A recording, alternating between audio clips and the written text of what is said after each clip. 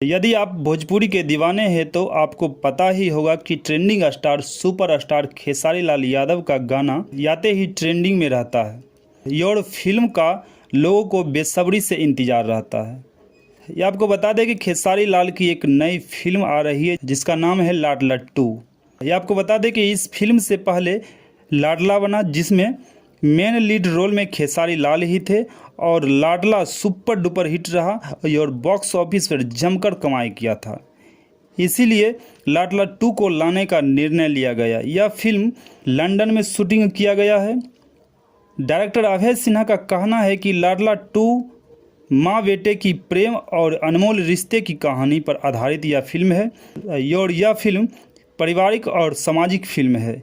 यह फिल्म आप अपने पूरे परिवार के साथ देख सकते हैं। यह फिल्म आप पूरे परिवार के साथ जाकर देखें। दोस्तों, यह वीडियो आपको कैसा लगा? मिलते हैं नेक्स्ट वीडियो में। धन्यवाद।